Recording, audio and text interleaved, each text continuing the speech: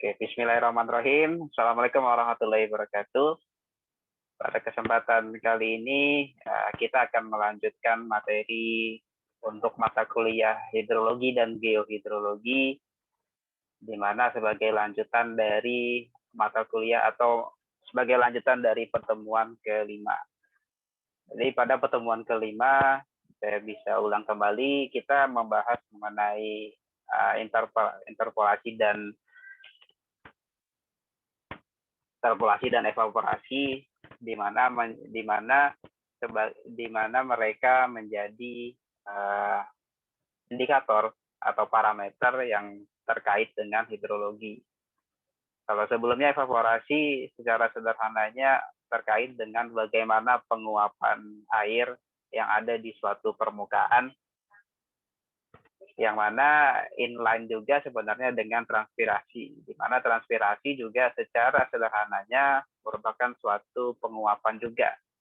Tapi dalam hal ini dia berbeda, ada beberapa perbedaan dibandingkan dengan transpirasi, dibandingkan dengan evaporasi. Jadi perlu rasanya memang untuk membahas lebih detail sedikit mengenai apa itu transpirasi, kemudian baru kita akan membahas kaitan antara keduanya atau evapotranspirasi. Yang mana memang pada dasarnya di lapangan mereka berdua berjalan secara beriringan, jadi tidak berjalan secara sendiri-sendiri.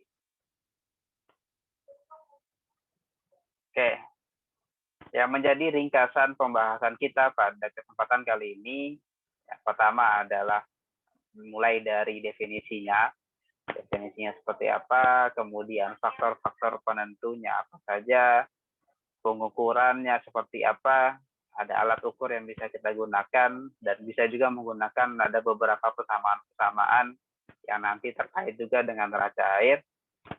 Kemudian baru kita masuk ke evapotranspirasi, hingga nanti di akhir ditutup dengan ada beberapa metode yang bisa kita gunakan untuk mengukur atau menghitung evapotranspirasi.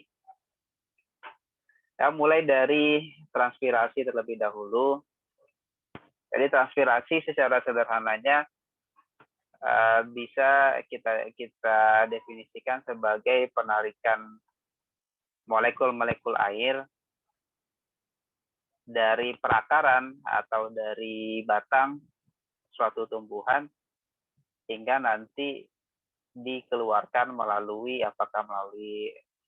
batang atau melalui daunnya. Jadi di sini di gambar ini ada fotometer, ini yang banyak umumnya digunakan di laboratorium untuk menghitung berapa banyak air yang ditranspirasikan. Jadi di sini ada tabung berskala, kemudian di sini ada tanamannya yang kita tancapkan ke dalam tabung, yang nanti dia harus dalam kondisi yang terbenam. Jadi seluruh batang di sini dia terbenam oleh air.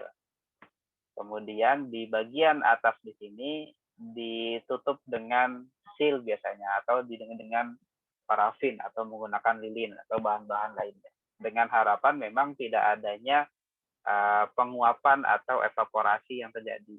Jadi memang yang diharapkan di sini adalah air yang berada di dalam tabung ini dia dihisap atau diambil atau terjadi uptake air oleh si tumbuhan ini. Dan sehingga nanti akan didapatkan skalanya berapa mili yang diambil, biasanya dalam rentang beberapa menit. Kemudian di sini bagaimana suatu sistem perakaran yang bisa jadi sistem perakarannya sepanjang atau sama dengan tinggi dari si tanamannya, jadi tergantung dengan jenisnya.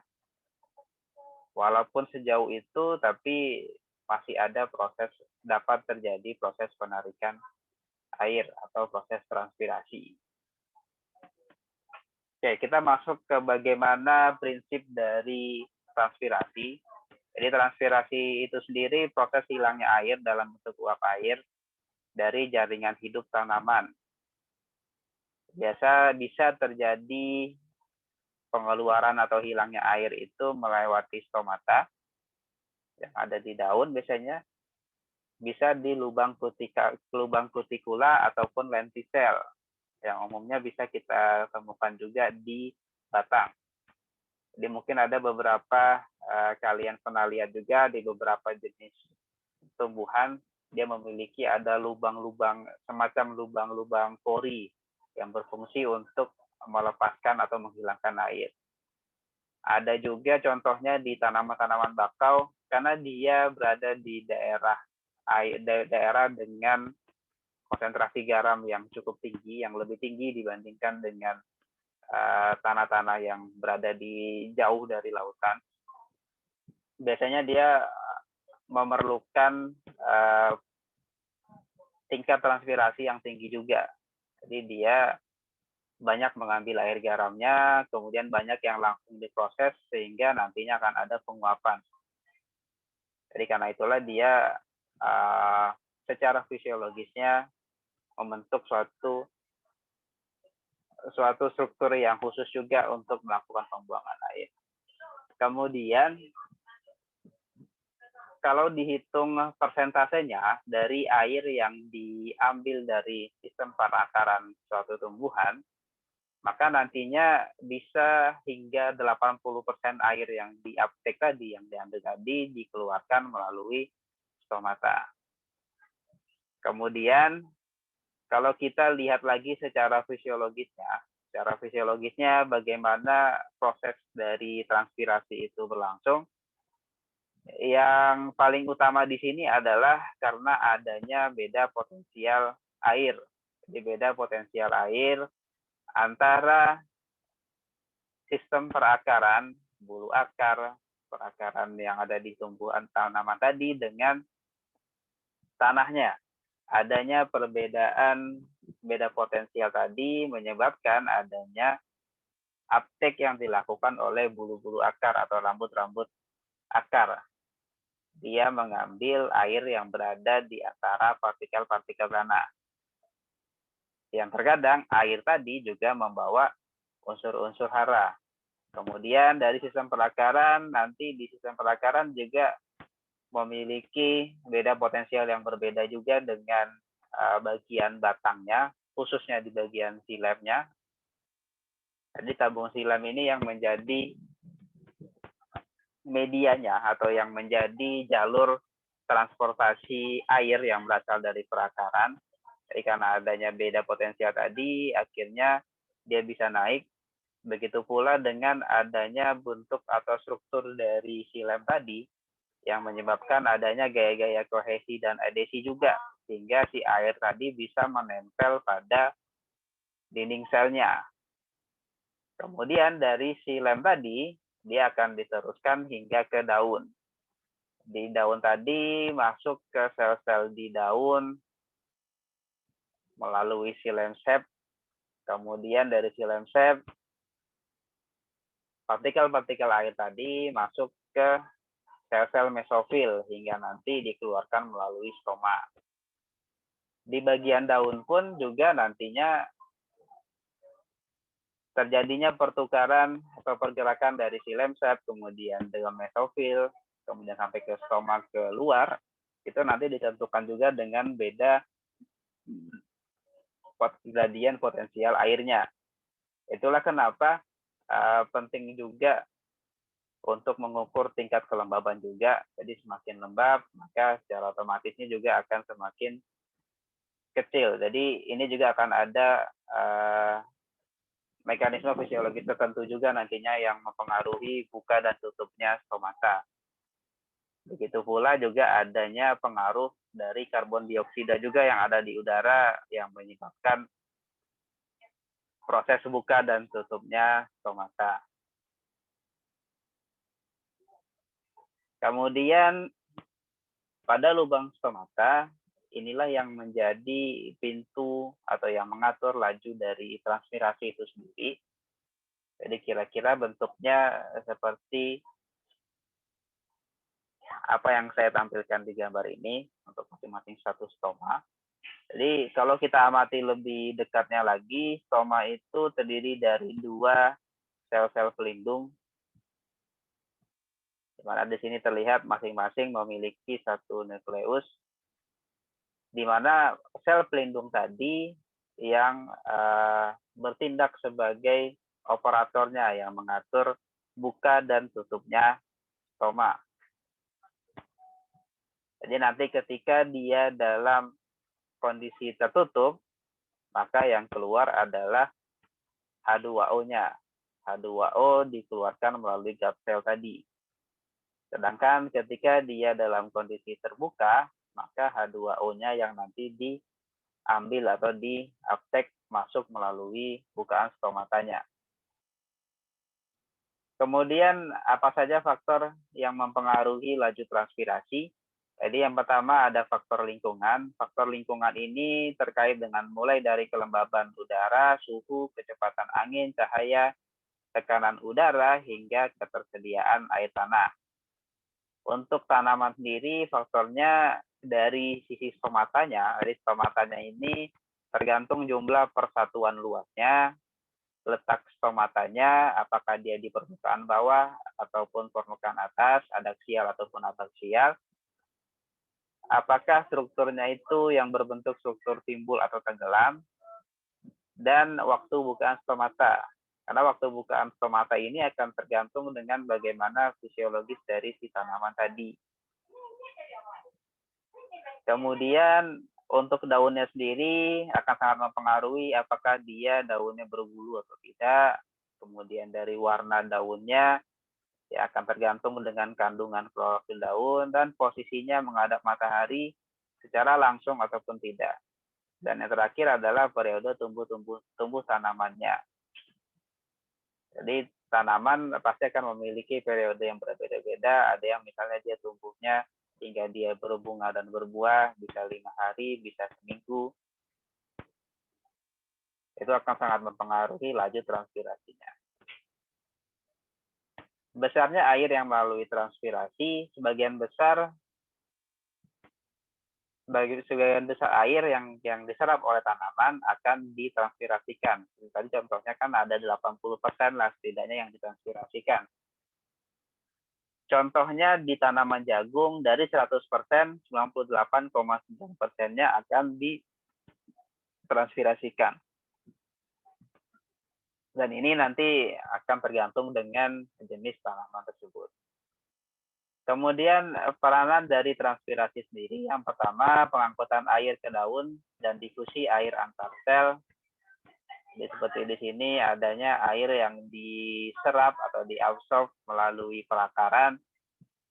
Kemudian dia berjalan di sepanjang tanaman hingga nanti dievaporasikan melalui permukaan air. Kemudian yang kedua, penyerapan dan pengangkutan air dan hara yang biasanya berasal dari tanah. Itulah pentingnya pemberian pupuk karena untuk melengkapi unsur-unsur hara yang ada di dalam tanah yang nantinya kita harapkan untuk diserap oleh si tanaman tadi. Kemudian pengangkutan asimilat. Dia ada beberapa sel-sel di tumbuhan yang menghasilkan asimilat yang nanti juga ditransportasikan juga melalui xilem ataupun floem. Kemudian untuk membuang kelebihan air. Jadi dalam proses fisiologisnya dia menghasilkan air, maka airnya tadi perlu dikeluarkan. Kemudian pengaturan bukaan stomata. Lebih tadi juga sudah disampaikan. Kemudian untuk mempertahankan suhu tubuh. Jadi seperti halnya kita manusia, kita butuh minum. Itu sebenarnya salah satunya untuk membantu tubuh kita meregulasi suhu tubuh juga. Jadi kita sebagai hewan berdarah panas, memang kita memiliki kemampuan homeostatisnya untuk mengatur suhu tubuh. Jadi berbeda dengan misalnya amfibi seperti kadal, buaya kan mereka butuh untuk berjemur karena mereka tidak bisa meregulasi suhu tubuh mereka. Nah, kurang lebih hampir sama sebenarnya pada tanaman ini. Mereka melakukan penyerapan dan pengeluaran air, mereka mengatur suhu tubuhnya mereka. Kemudian ini gambaran lebih lengkapnya mengenai bagaimana mekanisme transpirasi melalui siklem, kemudian sel-sel mesofil, dari sel-sel mesofil baru nanti mereka melewati sel-sel penjaga.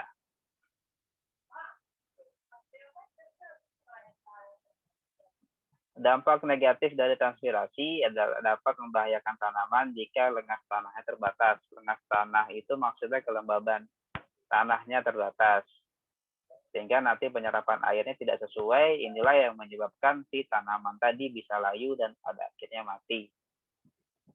Biasanya memang ini di daerah-daerah yang tanahnya kering, sehingga memang disinilah pentingnya adanya irigasi di beberapa lahan pertanian.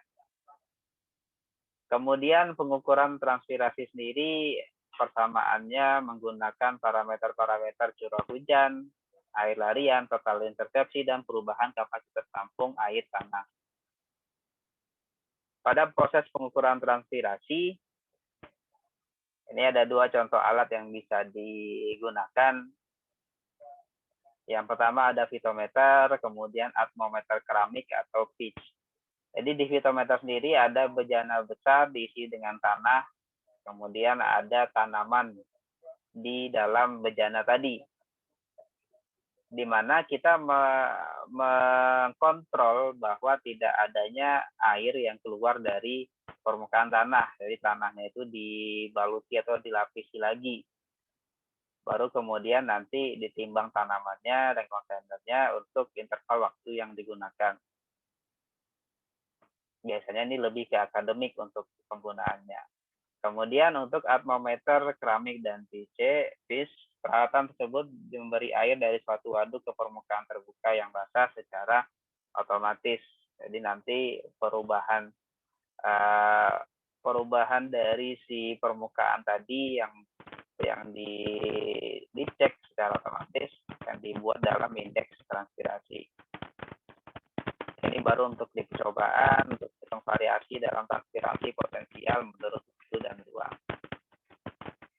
Kemudian apa yang nantinya membedakan antara transpirasi dan evaporasi? Transpirasi merupakan suatu proses fisiologis dan fisika yang termodifikasi. Pengaturannya oleh bukaan stomata, oleh sel-sel penjaga tadi. Kemudian adanya pengaruh tekanan juga, adanya ragam beda potensial yang menyebabkan adanya beda tekanan. Kemudian dia terjadi di jaringan yang hidup. Jadi hanya pada tanaman ataupun tumbuhan.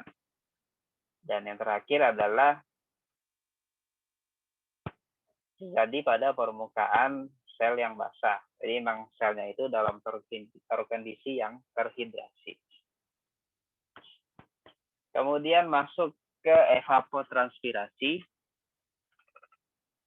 Jadi pada evapotranspirasi sendiri, seperti yang memang sudah dibahas sebelumnya, evapotranspirasi penguapan total, baik itu yang ada di air permukaan ataupun yang berasal dari tumbuhan. Itulah kenapa evapotranspirasi akan sama dengan evaporasi ditambahkan dengan intersepsi dan ditambahkan dengan transpirasi. Jadi evaporasi yang benar-benar dari permukaan, apakah itu permukaan tanah, apakah itu dari danau, dari situ, dari air sungai, dari laut. Sedangkan intersepsi tadi yang sebelumnya kita bahas, air-air yang dia tertahan di bangunan-bangunan yang tinggi ataupun di daun-daun tumbuhan, di tajuk-tajuk, sehingga dia sebelum jatuh ke permukaan tanah, dia sudah teruapkan terlebih dahulu. Jadi kalau kita buat dalam satu persamaan, maka dia akan sama dengan evapotranspirasi akan sama dengan transpirasi vegetasi ditambah dengan intersepsi total ditambah dengan evaporasi dan evaporasi permukaan badan air. Jadi evaporasi dari tanah batuan jenis permukaan tanah lain dan evaporasi permukaan badan air.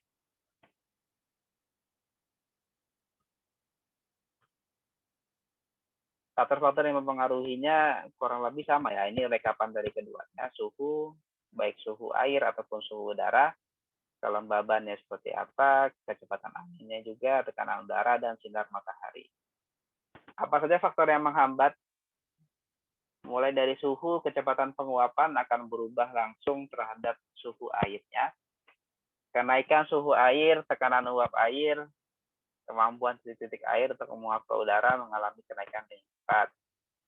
Kemudian dari kelembaban nisbi atau kelembaban udara akan dipengaruhi oleh jumlah uap air yang ada di udara. Penguapan lebih besar ketika kelembaban nisbinya rendah. Jadi ketika uap air di udara itu dalam jumlah yang rendah. Kemudian angin mempercepat terjadinya penguapan. Angin akan mengganti udara basah yang dekat dengan permukaan air dengan udara kering. Kemudian untuk di lautan, angin yang bisa menggerakkan udara basah tadi tanpa membawa udara kering dari atas permukaan laut.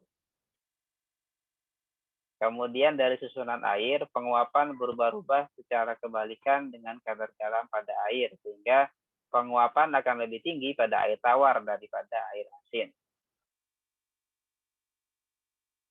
Jadi dalam keadaan yang ekivalen, air laut akan menguap lebih lama 5% dari air tawar. Kemudian wilayah penguapan ataupun luas permukaan, penguapan akan lebih besar pada daerah yang memiliki permukaan yang luas daripada daerah yang memiliki permukaan yang kecil. Kemudian tekanan udara pada umumnya, tekanan udara lebih rendah di atas permukaan air, penguapannya lebih besar. Pengaruh tekanan udara yang rendah bisa diabaikan dengan faktor lain seperti kelembaban nisbi yang tinggi. Kemudian untuk panas laten penguapan, penguapan terjadi apabila adanya transfer energi panas dari matahari. Energi panas ini dibutuhkan untuk mengubah sifat atau wujud benda dari cair menjadi uap. Kemudian panas hanya dipakai untuk mempengaruhi peralihan dari cair menjadi uap dan tidak mempunyai efek terhadap suhu cairan maupun uapnya. Maka dinamakan dia sebagai panas laten. Dan dalam evapotranspirasi, kita harus mengenal ada 3 istilah penting. Yang pertama ada evapotranspirasi aktual, evapotranspirasi potensial, dan tanaman. ETA, ETP, dan ETC. ETA di sini yang realnya, yang sesungguhnya, tergantung dengan persediaan air dan kelembaban tanahnya. ETP ini kita membuat suatu asumsi ketersediaan air atau kelembabannya dalam satu rentang waktu. Sedangkan untuk yang ETC, kebutuhan air untuk tanaman hidup di sana.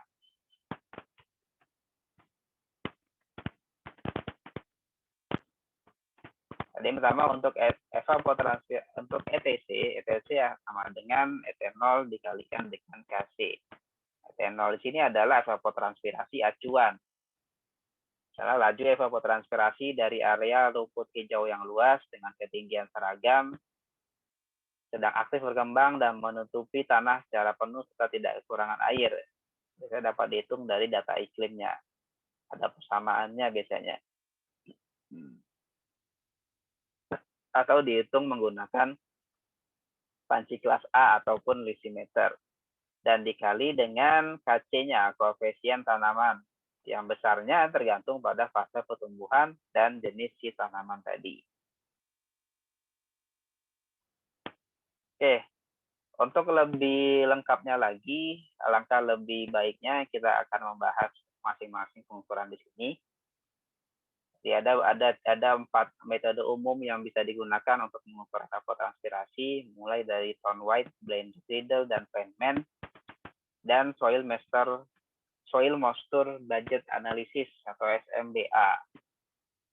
Jadi untuk lebih mudahnya nanti akan kita bahas secara bersama saja, akan ada penugasan yang terkait dengan ini untuk kita bahas. Kalau memungkinkan kita bahas untuk pertemuan ini. Kalau mungkin kita cari satu waktu khusus untuk kalian mempresentasikannya secara berkelompok nantinya. Kita bahas cara metode lain untuk pengukuran evapotranspirasi. Yang pertama menggunakan lisimeter. Jadi di sini ada beberapa tangki dengan ukuran tertentu. Setiap tangki ada tanamannya Dasarnya ditutup sebagian, diberi lubang untuk dihubungkan ke pipa kolektor air. Keandalan hasil pengukuran tergantung pada kedekatan peniruan keadaan alami seperti vegetasinya, struktur tanahnya, porositas, permeabilitas tanah, dan sifat kapiler tanah. ETA-nya akan sama dengan hujan ditambah dengan air dikurangi dengan perkolasinya. Yang kedua, metode inflow-outflow untuk kawasan yang luas ketika memang tidak bisa menggunakan lisimeter. Jadi mulai dari menambahkan curah hujan, debit masuk, debit keluar, kemudian air tanah yang masuk akan sama dengan nilainya evapotranspirasi aktual ditambahkan dengan debit keluar, air tanah yang keluar, dan perubahan air cadangan yang ditentukan dengan jumlah 3 bagian, yaitu cadangan air permukaan, cadangan air tanah, dan lengas tanah. Jadi dari persamaan ini yang nantinya bisa digunakan. Jadi dasarnya sama seperti neraca air sebenarnya. Masukannya itu curah hujan, debit masuk diukur dari alat ukur debit, dan air tanah yang masuk. Oke, jadi silakan setelah mendengarkan penjelasan ini, setelah ini silakan secara berkelompok sudah saya bagi untuk masing-masing referensi untuk kalian cari. Cari referensinya mengenai metode Thorne-White, Glenn Cridle, Penman, dan SMBA. Cukup dibuat materi presentasi yang nantinya di presentasinya kalian menjabarkan nama metodenya apa. Jadi metode yang sudah saya pilihkan di sini kelompok 1 apa, kelompok 4 dan 5 apa, 3, 2 apa. Nanti dijabarkan definisinya sebenarnya itu metode apa. Kemudian metode ini biasanya digunakan untuk apa, tujuannya untuk apa, dan ditolong nanti dijabarkan yang utama di sini adalah bagaimana perhitungannya. Jadi seperti datanya seperti apa yang dibutuhkan, rumusnya seperti apa, langkah-langkah perhitungannya seperti apa, sampai ke nanti deskripsinya bagaimana kita membaca data tadi. Hasilnya seperti ini, oh itu artinya apa. Silakan dikerjakan secara berkelompok, langsung disiapkan materi presentasinya, dan nanti akan kita coba bahas satu persatu. Jadi nanti kita akan memilih, akan ada 4 sampai dengan 5 kelompok yang presentasi. Jadi nanti silakan disiapkan dengan baik. Itu mungkin yang bisa saya sampaikan pada kesempatan kali ini. Pada pertemuan ke-7 minggu depan kita akan membahas bagaimana statistika dalam hidrologi. Silakan nanti dipersiapkan setelah kita selesai membahas mengenai cara-cara perhitungan atau metode-metode perhitungan evapotranspirasi. Sekian yang bisa saya sampaikan pada kesempatan kali ini. Banyak maaf. Assalamualaikum warahmatullahi wabarakatuh.